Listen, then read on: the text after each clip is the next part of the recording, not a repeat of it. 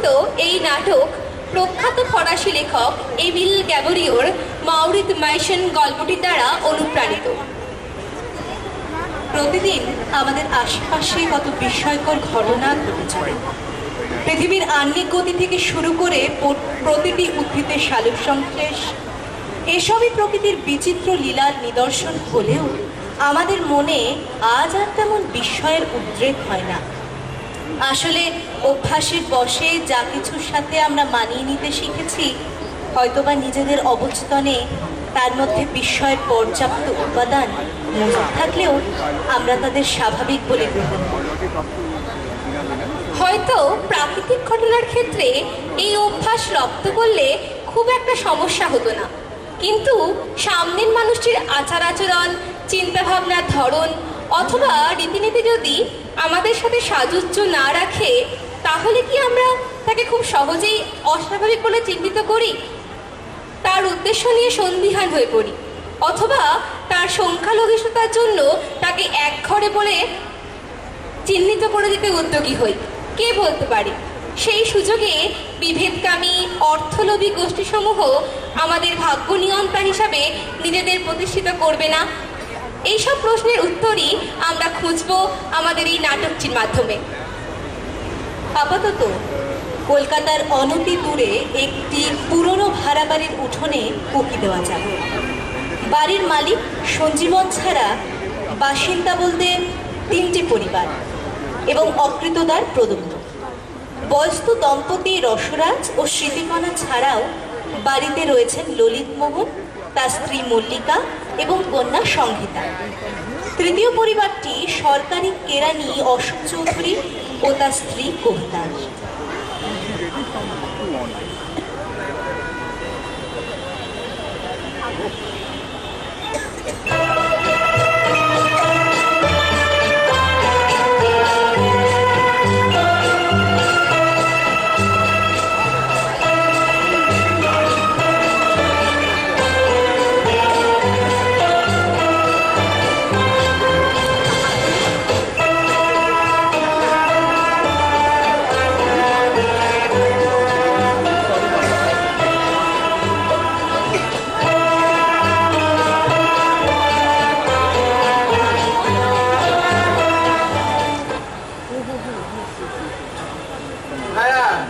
নাটকটা কেমন লাগলো?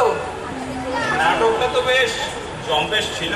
যে গানটা চলিছে ছুটিয়া পলাতকাহিয়া বেগে বহে শিরা ধমনী, চলিছে ছুটিয়া পলাতকাহিয়া বেগে বহে শিরা ধমনী, হায় হায় হায় ধরিবারে তাই পিছে পিছে যায় রমণী।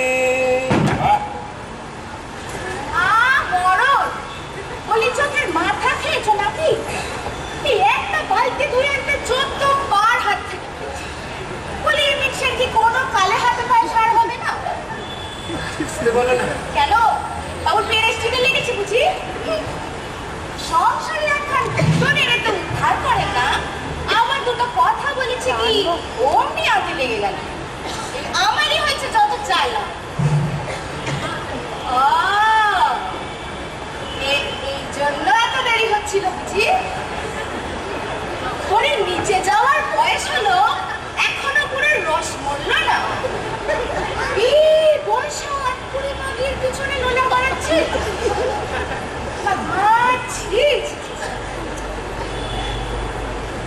চলো এবার মুড়ি খান গিলে আবার উদ্ধার করো।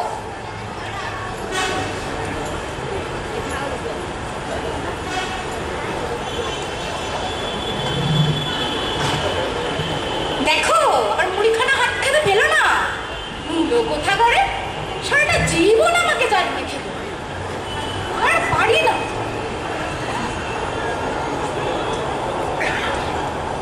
এসব আনকালচার লোকেদের ভিড়ে আর কতদিন থাকতে হবে কে জানে। মুখের ভাষা গালে আঙুল দিবে। মাম্পি, তুমি এখানে কি করছো? তোমাকে কতবার বলেছিলে এই সমস্ত কথা একদম শুনবে না? ও মম, তুমিও যেমন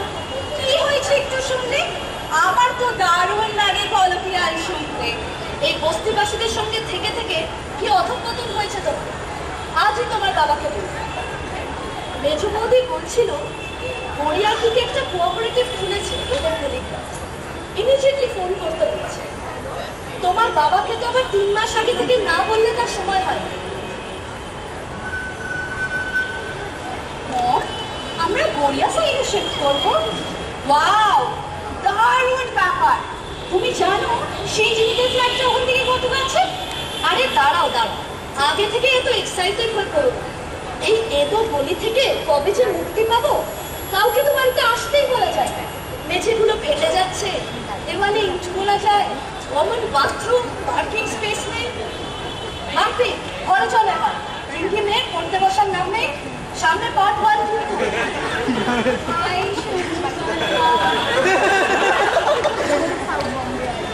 কাকিমা, আপনাদেরকে বাড়িতে কোনো অসুবিধা হচ্ছে? আমার সংকোচ না করে বলতে পারো। না না, মানে আমরা ঠিকই আছি। দেখুন, কাকুর অবর্তমানে এখন এ বাড়ির দায়ভার আমার কাছে এসে পড়েছে, তো আপনাদের ভালো মন্দ দেখার দায়িত্ব কিন্তু আমার। হ্যাঁ হ্যাঁ, তা তো বটে, তা তো বটে। সকালবেলা ললিত কাকুর সাথে কথা হচ্ছিল, আপনাদের বোধহয় জলের সমস্যা হচ্ছে না? উপরের দিকে কলে বোধহয় কিছু গন্ডগোল দেখা গেছে। বলছিলাম বাড়ির পেছনের দিকে তো একটা কল আছে, সেটা ব্যবহার করুন। না না, আমাদের কোনো অসুবিধা। আচ্ছা, আসি এখন। হ্যাঁ, হ্যালো।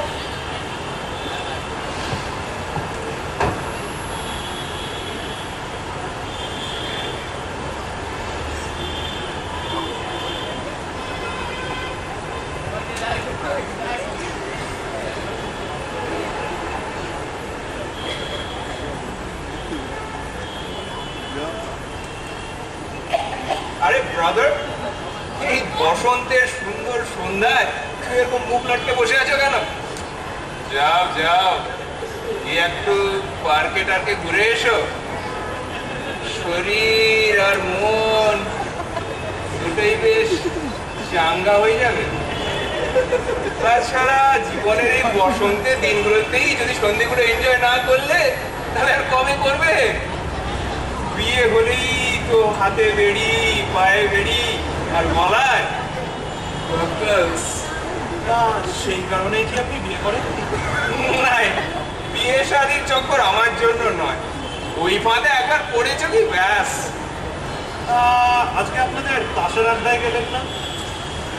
না, শরীরটাই তেমন জুত নেই আজ।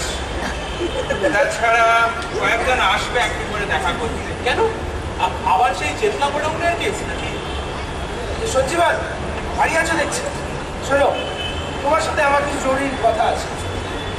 এই, তুমি এখানে কি করছো? আর দেখছি ঘরের সামনেটা খুব ফুটো হয়েছে। তুমিও দরজা ছাড়িয়ে ঘরে তো আর ঢোকেনি, তাহলে তোমার তো ভাবতে হবে না। যাও, ঘরে যাও, চা করো গিয়ে। হ্যাঁ, এটা বলছিলাম, দেখো, তোমার কাকার সময় যা বন্দোবস্ত ছিল সেটা তো চিরটাকাল চলতে পারে না। বাড়িটার দিকে তাকিয়ে দেখেছো একবার? ইস, কি হাল হয়েছে! গত 20 বছরে তো একবার রঙও হয়নি মনে হচ্ছে।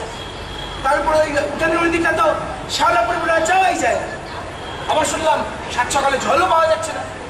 বলি, তুমি চাওটা কি? হ্যাঁ, আমাদের এই বাড়ি থেকে উৎখাত করতে চাও? না না, এ আপনি কি বলছেন?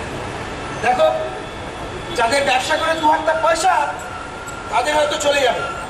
আমরা ছাপোষা মানুষ ভাই, খেটে খাই। মাস গেলে যখন ভাড়া গুনতে হচ্ছে, তখন তোমারও উচিত আমাদের দিকটা একটু দেখা। বলো, কিছু ভুল বলেছে কি? ওদিকে তো আজকে সকালেই বলেছিলাম ওই পেছনের দিকের কলটা ব্যবহার করতে। বাহ, ওদের সাথে আগেই কথা হয়ে গেছে দেখছি। ভালো, সব শালা হামরের বাচ্চা।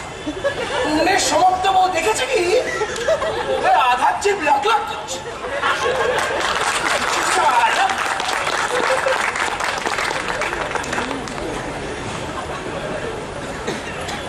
কে ভয় পেয়ে গেলে নাকি? আরে এসব ফাঁকা আওয়াজ। চৌধুরীকে আমি চিনি না, হাড় কিপটে মাল। আরে এই বাজারে কলকাতার পাশাপাশি 2খানা ঘর সঙ্গে বারান্দা, এই জায়গায় আর কোথাও পাবে? এরা দেখছি বাড়িটাকে নিয়ে খুবই অসন্তুষ্ট। আর এতদিনকার ভাড়াটে যদি হুট করে সবাই ছেড়ে চলে যায় আমারই বদনাম হয়ে যাবে, তাই আরে না? তুমিও যেমন আর কি, ওসব কথায় কান টান দিও না। ও নরম মাটি পেলে না বেড়ালে আঁচড়াবে। ও কাকা ছিলেন না অন্য ধাতুর মানুষ, ওনার সামনে ট্যাফু করার তো সুযোগ পেত না। এখন তোমায় ভালো মানুষ পেয়ে ব্যাস সকালে মিলে মনের সুখে দাবড়াচ্ছি। কাকা বোধহয় বাড়িটা খুবই অযত্ন করেছেন। তা আমার তো এই মুহূর্তে সম্ভব না মিস্ত্রি থেকে কাজ করানো। তা ভাবছিলাম যদি পরের মাস থেকে ভাড়াটা কমিয়ে দেওয়া যায় তাহলে। খবরদার এই কাজটা করতে যেও না। ভাড়া কমিয়েছো কি ব্যাস ভাড়াটি আর সব মাথায় চেপে বসবে। মনে থাকবো এটা। যাকে আমাকে একটু একটা জরুরি ফোন করতে হবে। সামনের শনিবার তাহলে একবার বসা যাক, বোতল দিয়ে। কি বলো, কোনো অসুবিধা নেই তো? না না, আমি আসলে ওসব থেকে একটু দূরেই থাকি। বড়ই হতাশ করলে তুমি ভাইয়া। যাকে কি আর করা যাবে, চলি এখন।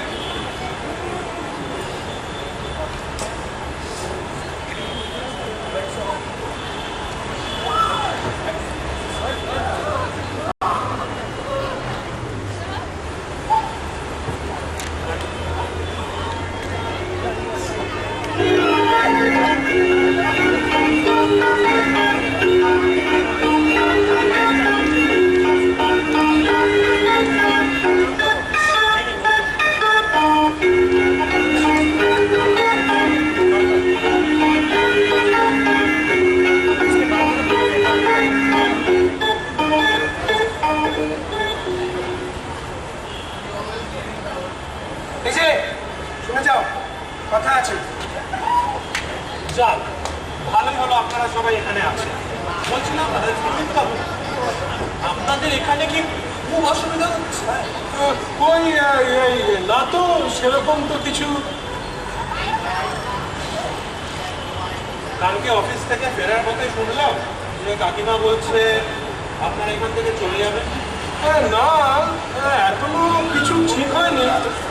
তবে তোমার কাকিমার ইচ্ছায় গড়িয়ার দিকে শিফট হবার। না না, যাচ্ছি না তো, কোথাও যাচ্ছি না। দেখুন, আমি আপনাদের সবার অসুবিধা বুঝতে পেরেছি। বাড়িটাও খুব একটা নতুন নয়, তাছাড়া মেনটেনেন্সের কাজও অনেকদিন হয়নি। আর আর এই মুহূর্তে আমার পক্ষে তো সম্ভবও না মিস্ত্রি লাগিয়ে কাজ করানো। তা ভাবছিলাম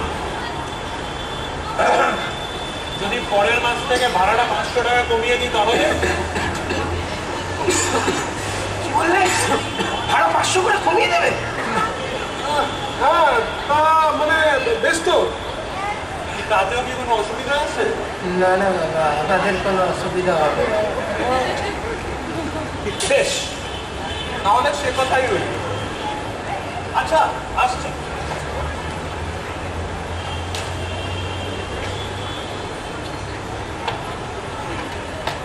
এই যে কি বলে গেল ওই কচি ছোড়াটা? বললো সামনের মাস থেকে 500 টাকা ভাড়া কমিয়ে দেবে বললো। ভাড়া আবার কেউ কমায়? সেই শুনতে কি শুনেছো? চোখের সাথে আমার কান দুটোও গেছে দেখছি। না না, ঠিকই শুনেছি, বলে গেল সকলের সামনে।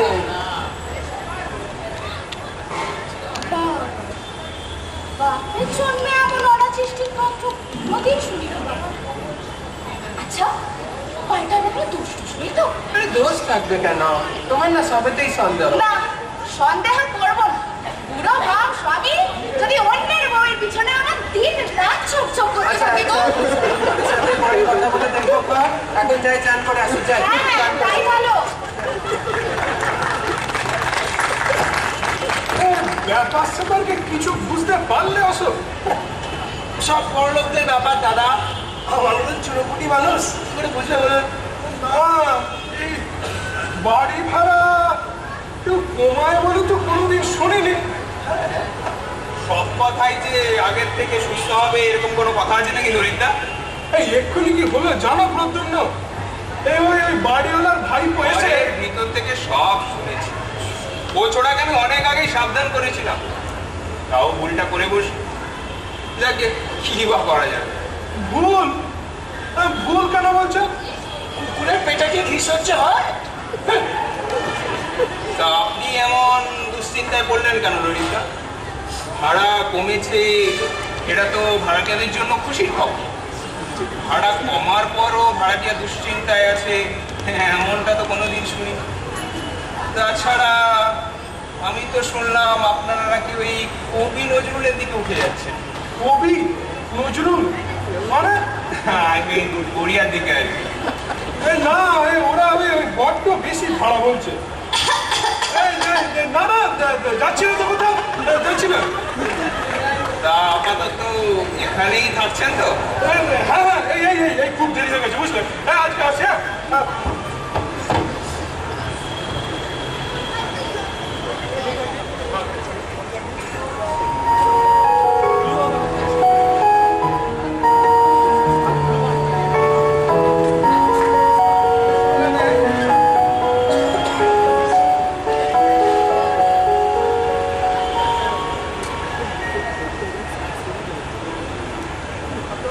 এই যে বাপি, আর কতক্ষণ বাইরে থাকবে? চলো এবার ঘরে চলো। একটু ওয়েট করো না মম। দেখো চাঁদটা আজ কি সুন্দর দেখাচ্ছে। আর চাঁদ দেখতে হবে না, এবার ঘরে ঢোকো। এখনো বাইরে ছোড়া হিট করছে। মম, তুমি এত আনরোমান্টিক কেন বলো তো? কাজ নেই আমার আর রোমান্টিক হয়ে।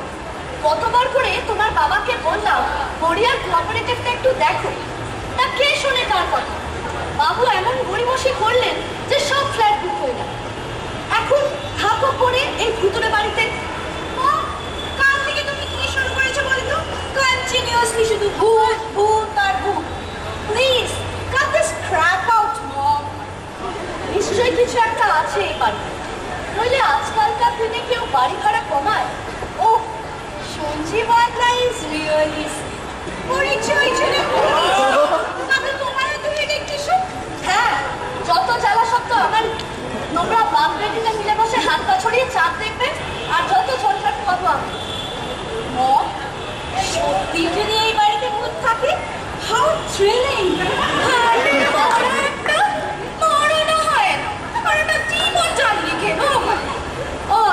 ওই দিকেও আবার শুরু হয়ে গেল। আপনি চলো ঘরে চলো, চলো।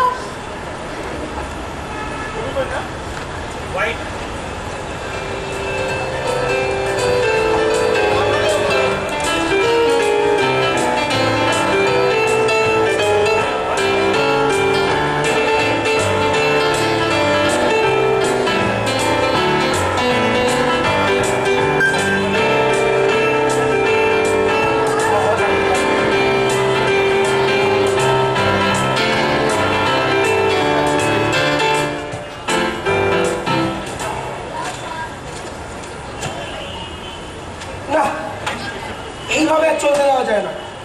আমি আজ ওই বাড়িওয়ালাটার কাছে গিয়ে কৈফিয়ত চাইবো। কথাটা কি না বললে নয়? না বললে মানেটা কি? হ্যাঁ, না বললে মানেটা কি? কি লুকিয়ে যেতে চাইছে কি আমাদের কাছ থেকে? ও কি ভাবে কি আমরা ঘাসে মুখ দিয়ে চলি? তুমি ভদ্র ঘরের সন্তান, ওনার সাথে এই বিষয়ে কথা বলাটা কি খুব দরকারি? ও ভদ্রলোক আর আমরা শালা ছোট লোক, পানির জলে ভেসে এসেছি। তা গিয়ে কি বলবে? বলবো বলবো কি বলবো? হ্যাঁ, এই বাড়িতে ভূত পুষে রাখার মানেটা কি? হ্যাঁ, এই কথাটা গিয়ে তুমি ওনার কাছে বলবে? আলবাত বলবো। ছোকরা যখনই একলাপে এত ভাড়া কমিয়ে দিল, আমার তখনই সন্দেহ হয়েছিল। এখন হরে হরে টের পাচ্ছি। উনি প্রমাণ চাইলে তখন? জলচ্চারিত প্রমাণ দিয়ে দেবো যে আমি আমি নিজের চোখে দেখেছি। একদিন না, দুদিন না, চার দিন দেখেছি। রোজ রাতের বেলা ভূত আমাদের ওই বাড়ির জানলায় এসে দাঁড়িয়ে থাকে। তা ভূতি যে এসে দাঁড়িয়ে থাকে নিশ্চিত জানো? ভূতই তো। ভূত যদি না হয় এত সহজে বাড়ি ভাড়া কমায়? এর জায়গায় মানুষও তো হতে পারে। এই মেয়েরা ফ্যাচ ফ্যাচ করো না তো, যা যা নিজের কাজ করে কি যাও। মেয়ে মানুষ হয়ে আর জ্ঞান ফলাতে এসো না। আমি এক্ষুনি খচ্চরটার সাথে কি কথা বলে আসছি। ভূত নয় গো, মানুষ ভূত এসে দাঁড়িয়ে থাকে।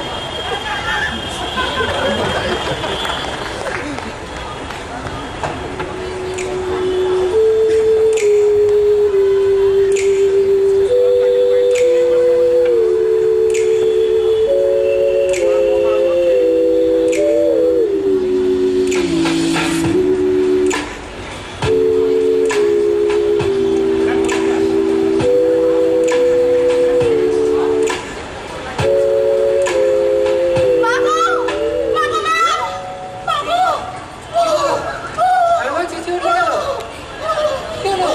এমন করছো কেন? কোথায় ভূত? কোথায় ভূত?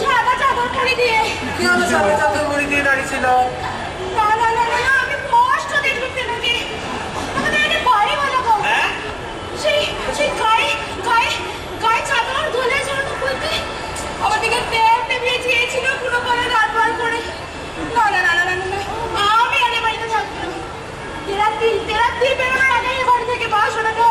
কি বলছো তুমি? বাড়ি ছাড়বে কেন?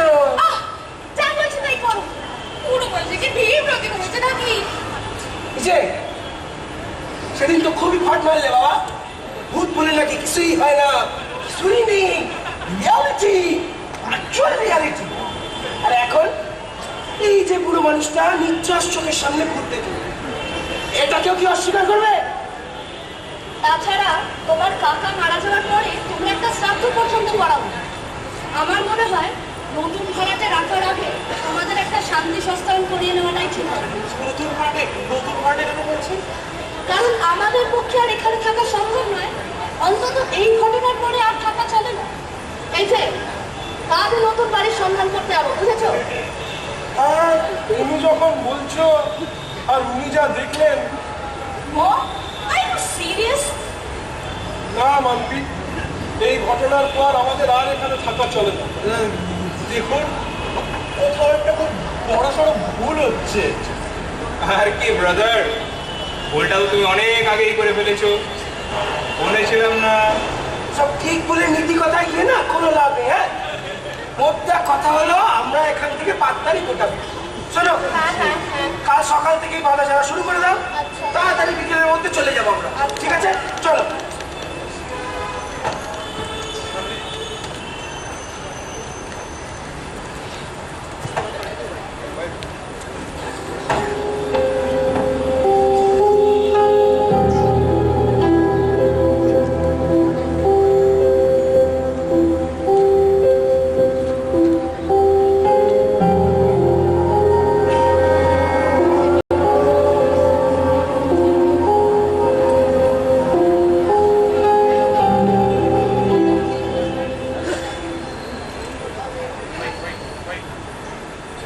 হ্যাঁ, হ্যালো, কাজটা হয়ে গেছে, পুরো বাড়ি খালি। হ্যাঁ হ্যাঁ, 1 ঘন্টার মধ্যে এলেই চলবে। আমার হিস্সাটা কিন্তু ভুললে কিছুতেই চলবে না। ঠিক আছে, রাখি এখন। হ্যাঁ হ্যাঁ, আপাতত এখান থেকে কেটে পড়তে হবে। ঘন্টাখানেকের মধ্যে আমি এখান থেকে ভ্যানিশ। ঠিক আছে, রাখি এখন।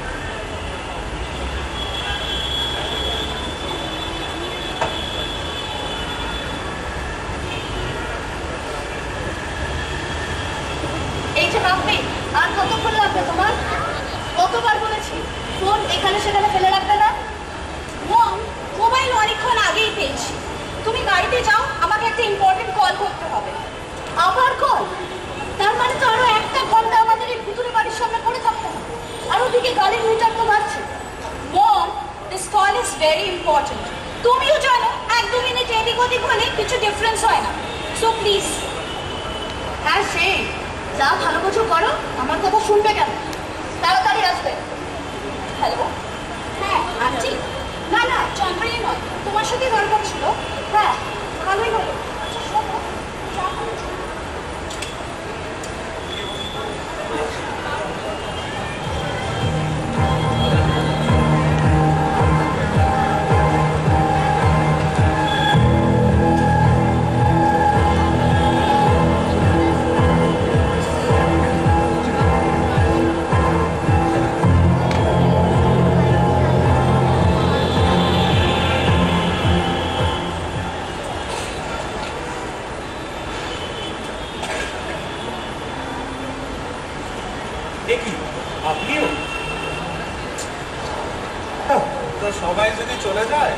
টাকা বাকি থাকেন।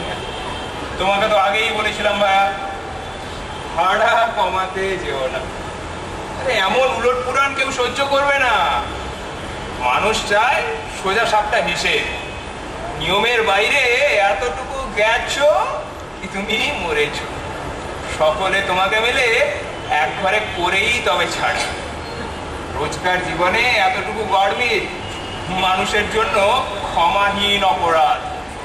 তা আপনিও যে চলে যাচ্ছেন বড়, তোমার এখানে তো অনেক দিন থাকলাম, আর তাছাড়া এখানে থাকার আকর্ষণই যখন এখান থেকে চলে গেছে, আমি এবার থেকে কি করি বলো। যাকে তুমি ভালো থেকো। আর একটা কথা, হ্যাঁ, মানুষের জন্য ভালো করতে যেও না কখনো, তাহলেই নিশ্চিত। চলি এখন।